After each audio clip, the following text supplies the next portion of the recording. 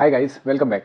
आज एक serious topic के बारे में बात करना चाहता हूँ आपसे कि आपके साथ कभी-कभी क्या ऐसा होता है कि आप जब एग्ज़ाम में जा रहे हो या जब आप मॉक टेस्ट देने बैठे हो, तो आपको पता है कि आपको ये आता है, लेकिन फिर भी आप उसमें गलती कर देते हो। उसका सबसे बड़ा रीज़न होता है कि आपने इनफ प्रैक्टिस नहीं करी होती है। आपने उसको सिर्फ ये मान के चला होता है कि हाँ, ये तो मुझे आता है, तो मुझे इसमें ज़्यादा प्रैक्टिस करने की ज़रूरत नहीं है, जबकि ऐसा नहीं होना चाहिए। अगर कोई हमारा प्लस पॉइंट है, प्लस पॉइंट से मेरा मतलब कि अगर कोई ऐसी चीज़ है, कोई ऐसा सब्जेक्ट है, कोई ऐसा टॉपिक है, जो हमारा बहुत ज़्यादा सॉलिड है और हमें लगता है कि अगर यहाँ से क्वेश्चन आ गया तो मैं कर लूँगा। आपको लगता है, आपको कन्फर्म नहीं है, आपको लगता है कि आपको ये टॉपिक ईज़ी लग रहा है, तो आपको इसके लिए देखिए ईज़ी टॉपिक है, उसको इतना सॉलिड कर लो अपनी लाइफ़ में, इतना सॉलिड कर लो कि अगर रात में उठा के भी कोई आपसे पूछे तो आप उसको बहुत ईज़िली एक्सप्लेन कर दो। इसका मतलब ये कि वो आपके लिए एकदम पानी जैसा हो जाना चाहिए कि बिना उसको देख के ही आप बता दो कि इसका क्या आएगा या इसका क्या सॉल्यूशन होगा। अब इस स्टेट में आने के लिए आपको उसको प्रैक्टिस करना पड़ेगा। हम सबसे ज़्यादा एग्ज़ाम टाइम में जो हम सबसे ज़्यादा लैग करते हैं, वो हम करते हैं प्रैक्टिस में। हम परफेक्ट प्रैक्टिस करके नहीं जाते हैं। यही रीज़न है कि हम एग्ज़ाम क्लियर नहीं कर पाते हैं। जो एग्ज़ाम क्लियर कर लेते हैं और जो एग्ज़ाम नहीं क्लियर कर पाते, उनके बीच में इंटेलिजेंसी का बहुत ज़्यादा फ़र्क नहीं होता। सिर्फ 1 या 2% का ही इंटेलिजेंस का फ़र्क होता है। मेनली जो उनका जो फ़र्क आता है उन दोनों के बीच में, वो आता है प्रैक्टिस का।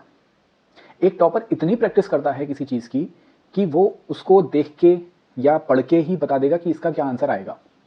उसने उस चीज़ को, उस क्वेश्चन को, उस टॉपिक को अलग-अलग तरीके से करने की कोशिश की होगी और उसने उसके नए-नए तरीके भी इज़ाद करने की कोशिश की होगी ताकि वो क्वेश्चन, वो टॉपिक कम से कम टाइम पे खत्म हो जाए।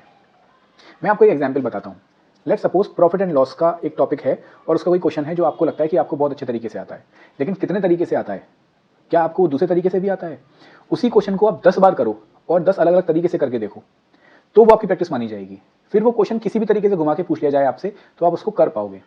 तो मेरा पॉइंट यहाँ पर ये है कि आप अपनी प्रैक्टिस पर बहुत ज़्यादा फोकस करो। अपनी प्रैक्टिस को इतना सॉलिड बना लो, एक क्वेश्चन को 100 बार, 200 बार, 300 बार करो, उस क्वेश्चन से और क्या बन सकता है वो भी प्रैक्टिस करो।